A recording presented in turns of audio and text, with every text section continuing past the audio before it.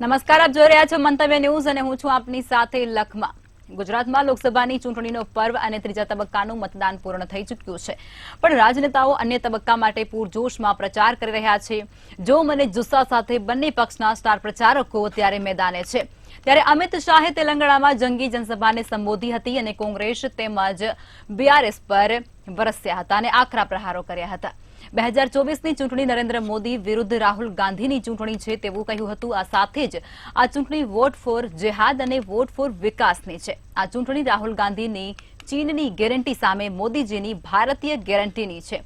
કોંગ્રેસ તેના વચનો પૂરા નથી કરતી અને વડાપ્રધાન નરેન્દ્ર મોદી છે તે પોતાના વચનો પૂરા કરે છે. આ તમામ નિવેદનો છે તે અમિત શાહ દ્વારા આપવામાં આવ્યા છે. સાથે જ તેઓએ કહ્યું કે લોકોએ રેવંત રેડ્ડીને 5 વર્ષ આપ્યા છે, જો કે તેમણે કોંગ્રેસ માટે તેલંગાણાને એટીએમમાં ફેરવી સિવાય બીજું કોઈ જ કામ નથી કર્યું. રાજનેતાઓના આક્ષેપ અને પ્રત્યાક્ષેપો કરી રહ્યા છે, પરંતુ જનતા આ બધા વચ્ચે ક્યાંક ગૂંચવાઈ ગઈ હોય તેવું સ્પષ્ટપણે વર્તાઈ રહ્યું છે.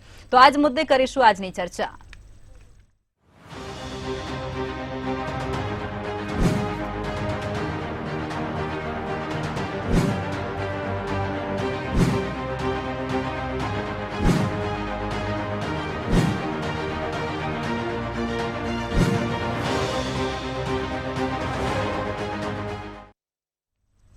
તો ચર્ચાની શરૂઆત કરીશું, જેમાં સ્નેહલભાઈ જોશી જોડાઈ ચૂક્યા છે ભારતીય જનતા પાર્ટીમાંથી અને કોંગ્રેસમાંથી પરાગભાઈ પંચાલ, સાથે જ પ્રફુલભાઈ ત્રિવેદી જોડાયા છે, મંતવ્ય ન્યૂઝના એસોસિએટ એડિટર છે.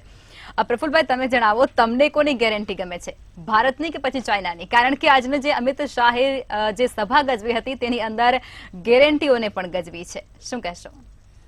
લખમાં 2 કે 3 મહિના પહેલા જયારે ચૂંટણી જાહેર નહોતી થઈ ને, ત્યારે બધું જ વાતાવરણ સમૂહસૂત્રું લાગતું હતું અને એમ લાગતું હતું કે ભાજપ જે જાહેર કરે છે કે અમને 370 ભાજપને અને એનડીએને 400થી વધુ બેઠક મળશે, એમાં કદાચ એ સફળ થશે એવું લાગતું હતું. પરંતુ જેમ જેમ ચૂંટણી જાહેર થઈ એમાં નવા રંગો પણ ઉમેરાતા ગયા, નવી બાબતો બહાર પણ આવતી ગઈ, જેને વિવાદના એક નવા રંગો પણ ઉમેરાયા. એમણે ભાષણોની અંદર આક્રમકતાનો રંગ ઉમેરાયો, એકાબીજી ઉપર આક્ષેપોનો રંગ ઉમેરાયો, ઊંસાતુંસી ચાલુ થઈ અને રોજે રોજ એક નવી વાત એવી આવે છે કે જેના પર લોકોને મનોરંજન પણ મળી રહે છે અને આક્ષેપો પ્રત્યે આક્ષેપોને ઊંસાતુંસીનો ખેલ પણ જોયા કરે છે.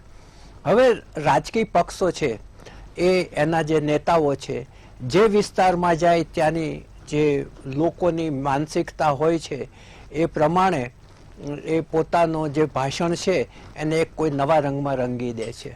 હવે તમે જુઓ કે જે બંને પક્ષના, જે બંને મુખ્ય પક્ષ કહું છું, એનડીએ વર્સિસ ઇન્ડિયા, આ બંને અને એની સાથે જોડાયેલા પક્ષો, એના જે ચૂંટણી ઢંઢેરા બહાર પાડ્યા અને એમાં જે વચનોનો આખા પટારા ખુલ્લા મૂકી દીધા છે. હવે ભાજપ એમ કહે છે કે મોદીની ગેરંટી એ સંકલ્પ પત્ર ઉપર લખેલું છે, એમનો જે ઢંઢેરો છે એમાં.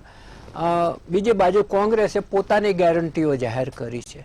હવે ગેરંટી શબ્દ છે ને ખરેખર જોવા જાવ તો કોમર્શિયલ શબ્દ છે. તમે કોઈ બજારમાંથી ટીવી ખરીદો, મોબાઈલ ખરીદો, ફ્રીજ ખરીદો, એમાં 2 શબ્દો આવે છે, વોરંટી અને ગેરંટી. કે ભાઈ કેટલું રિપેર કરી આપવામાં આવશે ને કેટલું બગડે તો બદલી આપવામાં આવશે. હવે રાજકીય પક્ષોએ આ કોમર્શિયલ શબ્દ છે ગેરંટી, એ એમના વચનો માટે કહેતા થઈ ગયા છે કે અમારી વચનો છે એ પળાવવાની ગેરંટી એમ. એટલે જે કોમર્શિયલ શબ્દ છે એ હવે આ રાજકીય ટર્મિનોલોજીમાં આવી ગયો અને બંને પક્ષોએ તમારા કરતાં મારી ગેરંટી મજબૂત અને મારા કરતાં તમારી ગેરંટી વીક અને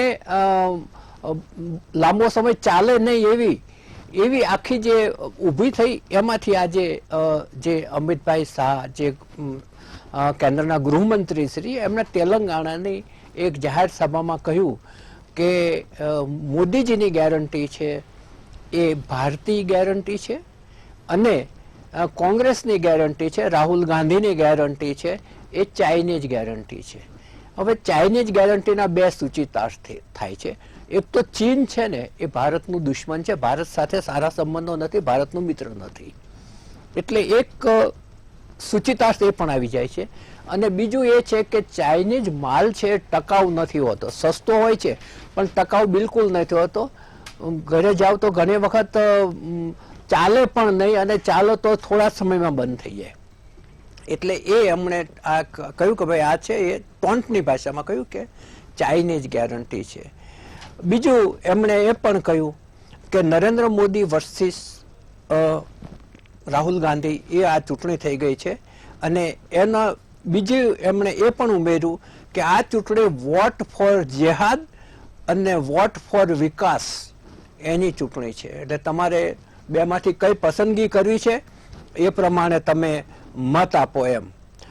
એમણે એમ કહ્યું કે કોંગ્રેસ છે એ વચનો પૂરા કરતી નથી, જ્યારે ભાજપ જે વચનો આપે છે, વડાપ્રધાનશ્રી વચનો આપે છે એ અમે પૂરા કરીએ છીએ, અને એ પૂરા કરે પણ છે. એ માટે એમણે 2-3 ઉદાહરણો પણ ટાંક્યા. એમણે એમ કહ્યું કે ભાઈ કેટલાય વર્ષોથી રામ મંદિર થતું નહોતું કોંગ્રેસના શાસનમાં.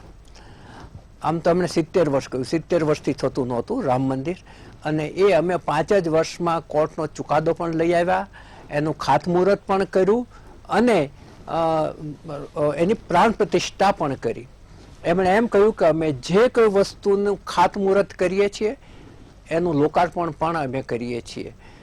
એમણે કાશ્મીરમાં 370ની કલમ હટાવી એની પણ વાત કરી. એટલે ગેરંટી શબ્દ છે એ આજે બરાબરનો ચાલ્યો છે. એમાં ચાઇના છે ને, ચાઇનાને આજે બધાએ યાદ કર્યું છે. રાહુલ ગાંધીએ પણ કાનપુરની સભામાં કહ્યું છે કે ભાઈ જે 2 થી 3 વખત એણે ચાઇનાને, મેડ ઇન ચાઇનાને એ બધી વાત કરી છે કે મેડ ઇન ઇન્ડિયા સામે શું છે એ. એટલે ચાઇનાને આજે બંને પક્ષોએ યાદ કર્યું છે, કોઈ આ કે તે સંદર્ભમાં.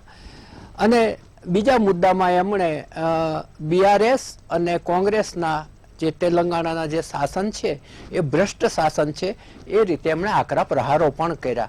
એટલે આજની જે સભા છે એ એક રસપ્રદ અને બંને પક્ષ વચ્ચેની રસાકસીના પ્રતિબિંબ રૂપ હતી.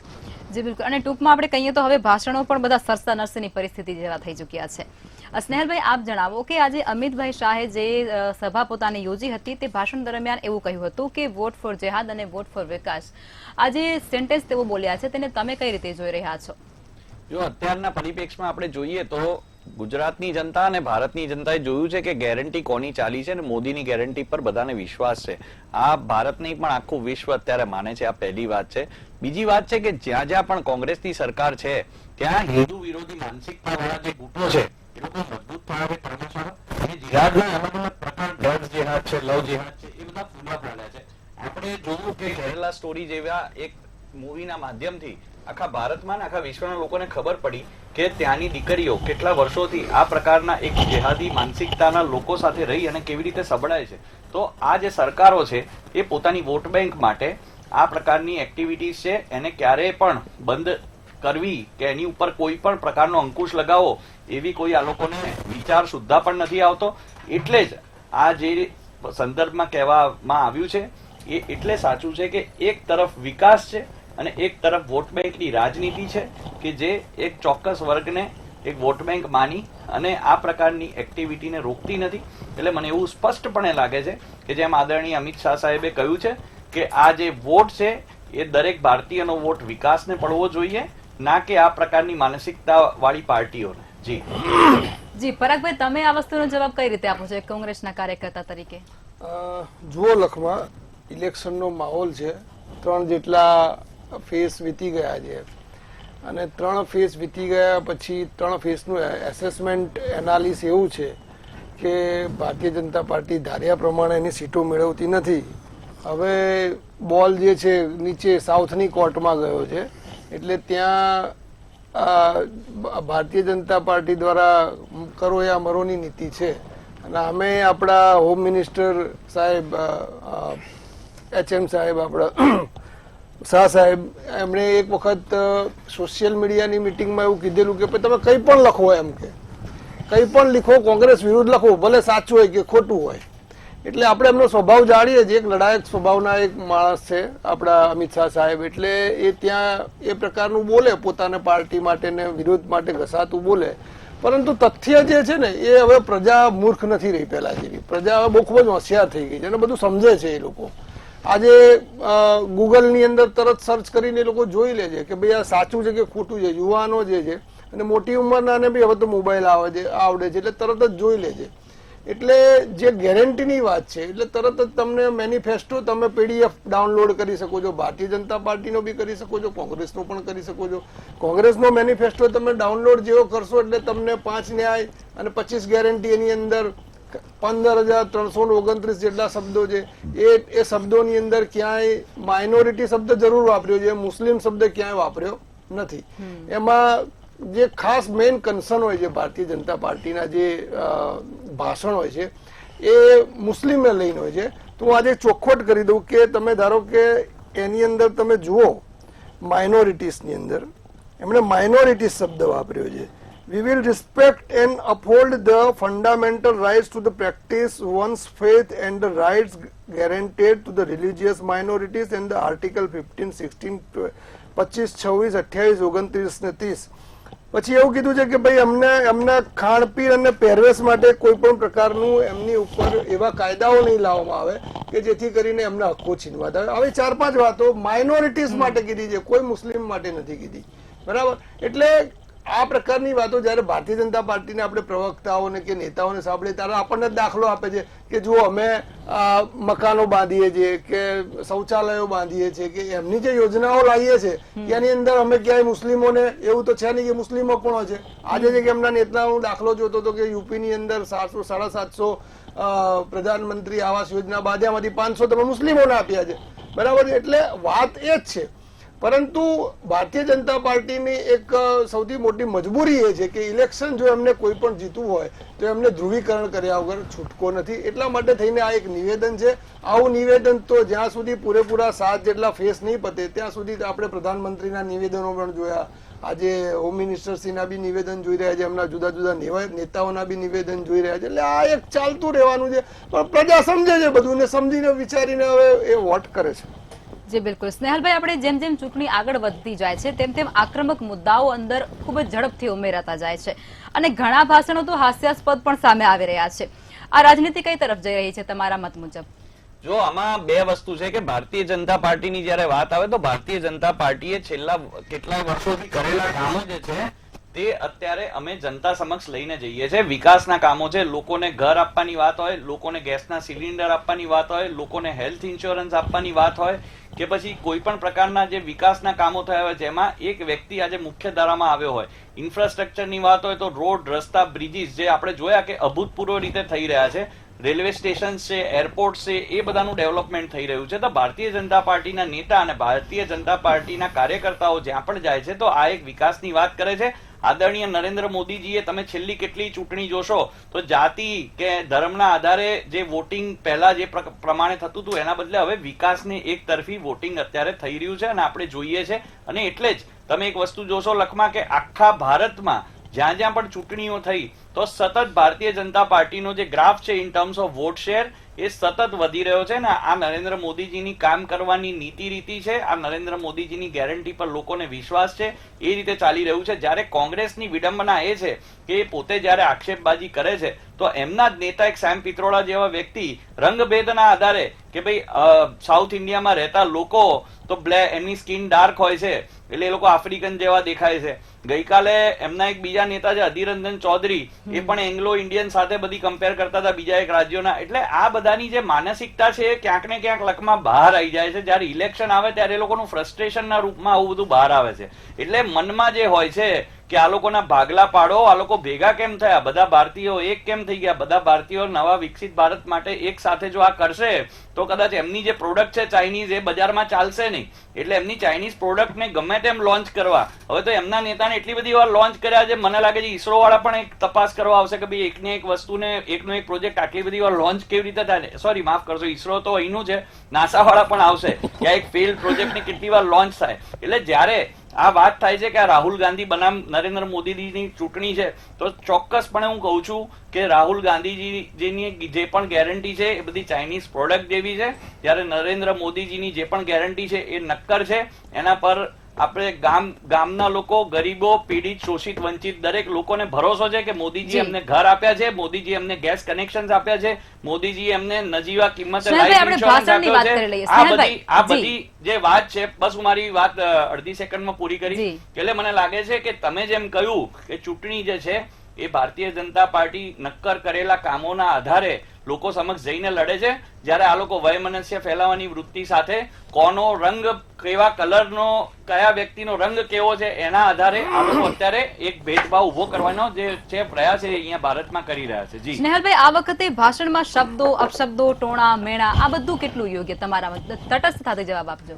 જો મારે એ જ કહેવું છે કે આની અંદર જ્યારે મેં કહ્યું કે મોદીજીને અનેક વાર આપણે જોયું છે કે પ્રધાનમંત્રીને અનેક અપશબ્દો આ લોકો તરફથી કહેવામાં આવ્યા છે, કારણ કે એ લોકો પોતે જયારે ફ્રસ્ટ્રેટ થઈ જાય છે ત્યારે નરેન્દ્ર મોદીજીને ગાળો દે છે. એ લોકો એમ કહે છે કે ભાઈ નરેન્દ્ર મોદીજી, અને એમના માટે એવા શબ્દો વાપરે છે જે કદાચ આપણે કોઈ ભારતીય જો સાંભળે તો એ પણ દુઃખી થઈ જાય. પણ આ જે સ્તર છે રાજનીતિનું, એ સ્તર જયારે આ લોકો આટલું નીચું લાવે છે ત્યારે જનતા પણ સામે એટલા જ પ્રેમથી અને એટલી જ ઉત્સાહથી અને એટલી જ કટિબદ્ધતાથી આદરણીય નરેન્દ્ર મોદીજીના પક્ષમાં એટલે વોટ કરે છે, કારણ કે ખબર છે બધાને કે નરેન્દ્ર મોદીજી જે કેવો વ્યક્તિ છે કે આખા વિશ્વમાં જે પ્રસિદ્ધ છે કે પોતે જે સમયે જે કામ કહે છે એ કરે છે. જે પ્રોજેક્ટનો એમને શિલાન્યાસ કર્યો હોય, એનું પ્રોજેક્ટનું ખાતમુહૂર્ત એમને જેનું કર્યું હોય એનું એ લોકાર્પણ પણ નરેન્દ્ર મોદીજી જ કરે છે. અને જ્યારથી એ મુખ્યમંત્રી હતા ત્યારથી કદાચ કોરોનાના સમયને બાદ કરતા એક પણ અઠવાડિયું લખમાં એવું નહીં હોય કે જ્યાં એની અંદર એમને કોઈ પણ નવું લોકાર્પણ કે કોઈ પણ ખાતમુહૂર્ત કોઈ પ્રોજેક્ટનું નહીં કર્યું હોય. એટલે જ્યારે આ રીતે આખી પોલિટિક્સના કેનવાસ જે છે ઇન્ડિયાનું એને એમને બદલી નાખ્યું છે, અને વિકાસની માટે હવે કોઈ પણ પક્ષ છે અત્યારે ભારતની અંદર એને ઇલેક્શન લડવું હોય તો એ પ્રોગ્રેસ સિવાય વાત ના કરી શકે કે લોકો માટે તમે શું કામ કર્યું, લોકોના તમે રોડ, રસ્તા, ગટર, પાણી, નળ, એનાથી ઉપર આવીને તમે એના હેલ્થ માટે, એ લોકોના છોકરાઓના ફ્યુચર માટે તમે શું કર્યું, એવા પ્રશ્નો જ હવે પોલિટિકલ પાર્ટીને પૂછાશે. અને એનો શ્રેય ફક્ત ને ફક્ત નરેન્દ્ર મોદીજી અને ભારતીય જનતા પાર્ટીની સરકારને જ જાય છે. જી ચોક્કસથી. પરાગભાઈ, આ વખતના ભાષણોમાં આપણે જોઈએ તો સ્ટાર પ્રચારકો જ્યારે ભાષણ કરતા હોય છે ત્યારે તેમના દ્વારા પણ શબ્દો, અપશબ્દો, ટોણા મેણા આ બધાનો ઉપયોગ થઈ ગયેલો છે. તમે આ બધી જે ભાષણોની જે વ્યવસ્થા છે આ વખતની એને કઈ રીતે જુઓ છો? એ કેટલું યોગ્ય? જો મેડમ, યોગ્ય તો બિલકુલ ના કહેવાય, કારણ કે જે ભારતીય જનતા પાર્ટી 5 વર્ષ, 4 વર્ષ અને 11 મહિના એમ કહેતી હોય કે અમે વિકાસની રાજનીતિ કરી છે, અમે આ વિકાસ કર્યો, પેલો વિકાસ કર્યો, અમે આટલા કરોડ કનેક્શન ફ્રી આપ્યા, અમે આટલા કરોડ શૌચાલય બનાવ્યા, અમે આટલા કરોડ નલ સે જલમાં કનેક્શન આપ્યા, 9 થી 12 કરોડના આંકડા છે, તમે જોઈ લો. હવે આપણી જોડે જે આંકડાઓ રજૂ કરતી સંસ્થાઓ, જે તમે CMIE જે રોજગારના આંકડા આપતી હોય, જે NSSO છે, કેગ છે, આ બધી પ્રમાણિત સંસ્થાઓ જે તમને દેશના પ્રમાણિત આંકડા આપતી હોય છે. જ્યારે આ આંકડા કોણ આપે છે? માનનીય પ્રધાનમંત્રી એકલા જ આપતા હોય છે અને ભારતીય જનતા પાર્ટીના એમના નેતાઓ આપતા હોય છે. જે આંકડાઓની કોઈ પણ પ્રમાણિકતા નથી, એ ફક્ત આપણે ચૂંટણીમાં સાંભળીએ છીએ. એને કોઈ એ આંકડાને પ્રમાણિત કરવા માટે છે કે નહીં એ સવાલ કરવા માટે આપણે આજ સુધી કોઈ પ્રેસ કોન્ફરન્સ જોઈ નથી. બરાબર, આ એક હકીકત વસ્તુ છે. હવે ભાષણ ઉપર આવીએ તો પ્રધાનમંત્રી શ્રી હંમેશા એમના પ્રખર ભાષણ માટે જાણીતા છે. આપણે છેલ્લા 10 વર્ષની, આપણે તો ગુજરાતના છીએ, આપણે ગુજરાતના એ પુત્ર છે, આપણે એમને વર્ષોથી જોયેલા છે, અને મેં તો કદાચ સ્નેહલભાઈ નહીં જોયા, બહુ નજીકથી જોયેલા છે. એટલે એ એક પ્રખર એવા છે પ્રીચર્સ કહેવાય કે ધારો કે આવે તો તરત જ વાતાવરણ બદલી શકે.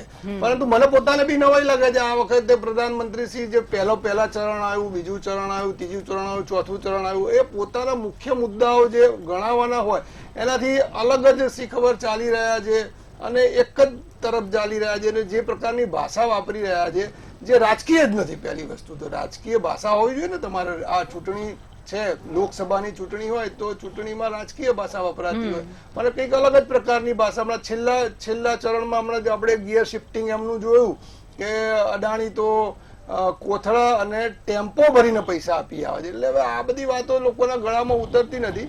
અને લોકો પણ હવે થોડુંક વિચારવા લાગ્યા છે કે આ કયા પ્રકારની રાજનીતિ તરફ ભારત દેશ થઈ રહ્યું છે.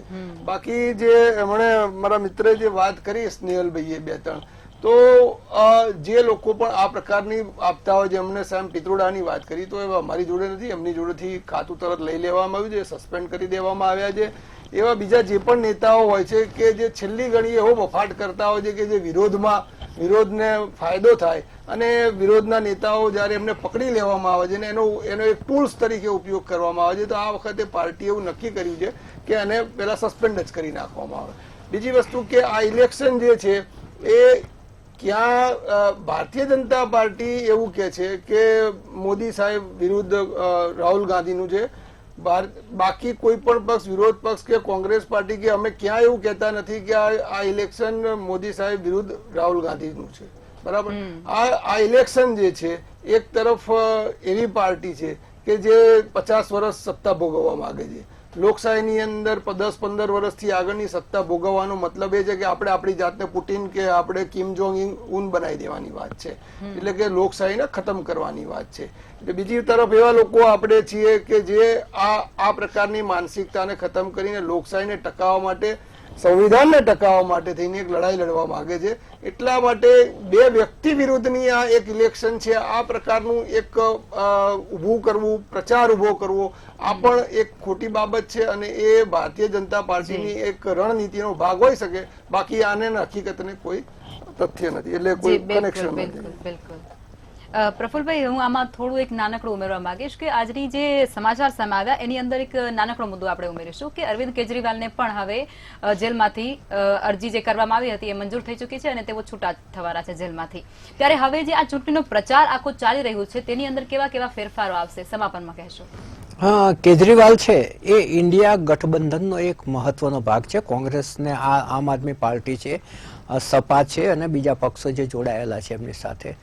તો અરવિંદ કેજરીવાલ જે ત્યાંની દિલ્હીની દારૂની જે નીતિ હતી એમાં પૈસાની આપલે થઈ છે એવા આક્ષેપના કારણે ઈડીને એમને ત્યાં રેડ પાડી હતી અને એમને એરેસ્ટ કર્યા હતા. હવે આજે એમના જામીન મળ્યા છે. હવે એમાં સુપ્રીમ કોર્ટમાં ઘણી બધી દલીલો પણ થઈ છે અને એમને 1 જૂન સુધી પ્રચાર કરવા માટે એમને જામીન મળ્યા છે. એટલે એક વસ્તુ એ થશે કે એ સારા વક્તા પણ છે અને હવે એ જે જેલમાં રહીને આવ્યા એના કારણે એમના વક્તવ્યમાં આક્રમકતા પણ ઉમેરાશે અને લોકોને એક સહાનુભૂતિ પણ એ મેળવી શકશે. એટલે હું માનું છું ત્યાં સુધી જે ઇન્ડિયા ગઠબંધન છે એને આ જામીન મુક્તિના કારણે થોડો ફાયદો ચોક્કસપણે થશે. પરંતુ તમે જે આ પ્રવક્તાઓને જે 2 વસ્તુ પૂછી એ જવાબ હું આપું છું હવે કે બહુ જ હલકી કક્ષાના શબ્દો અને વિશેષણો છે ને એ દર ચૂંટણીમાં વપરાતા જ હોય છે. કર્ણાટકની ચૂંટણી જો તમને યાદ હોય તો એમાં કાળો નાગ અને ઝેરી નાગણ એવા શબ્દો વપરાયા હતા. કોંગ્રેસના એક મહિલા નેતા માટે ઝેરી નાગણ શબ્દ વપરાયો હતો. આવી રીતે જર્સી ગાય, 30 કરોડની ગર્લફ્રેન્ડ, 50 કરોડની ગર્લફ્રેન્ડ, કોંગ્રેસની વિધવા, આવા શબ્દો પણ વપરાયા છે ભૂતકાળમાં. અને અત્યારે પણ વડાપ્રધાન શ્રી રાહુલ ગાંધી માટે શહેનશાહ શબ્દ વાપરે છે, શહેજાદા શબ્દ વાપરે છે અને પ્રિયંકાએ મોદી સાહેબ માટે શહેનશાહ શબ્દ વાપર્યો. એટલે શહેનશાહ અને શહેજાદાની પણ વચ્ચે પણ ચૂંટણી અટવાવા માંડી છે. હવે જો ત્રીજો મુદ્દા પર આવીએ કે જે આ વચનોની આપણે વાત કરતા હતા કે દર વખતે ચૂંટણીમાં જે તે રાજકીય પક્ષો છે એ એનો ચૂંટણી ઢંઢેરો જાહેર કરે એમાં વચનોનો પટારો ખોલી દેતા હોય છે, જેને માટે ગયા વખતે આગળની આપણે જે ગુજરાત વિધાનસભાની ચૂંટણી હતી એમાં રેવડી શબ્દ પણ આવ્યો કે આમ આદમી પાર્ટી મફતની રેવડી વેચે છે. એમાં બિચારી રેવડી છે તો બહુ સારી એક તંદુરસ્તી માટેની મીઠાઈ છે, તલ અને ગોળ કે ખાંડમાંથી બનતી મીઠાઈ છે અને ગામડાની અંદર જ્યારે વિદ્યાર્થીને, નાના બાળકને વિદ્યાર્થી તરીકે દાખલ કરે સ્કૂલમાં ત્યારે સ્કૂલમાં વેચતા હોય છે. એ રેવડી પણ બદનામ થઈ. પરંતુ આ વચનો છે ને એ આપવા માટે હોય છે બહુ ઓછા પડાતા હોય છે અને 5 વર્ષ પૂરા થાય પછી લોકો એ ભૂલી જતા હોય છે કે કયા વચનો નથી પડાયા. ખરેખર તો એ આગળનું જે ચૂંટણી ઢંઢેરો છે એ લોકો લઈને બેસે તો ખબર પડે. જી બિલકુલ. સ્નેહલભાઈ, પરાગભાઈ અને પ્રફુલભાઈ અમારી સાથે ચર્ચામાં જોડાયા તે બદલ આભાર.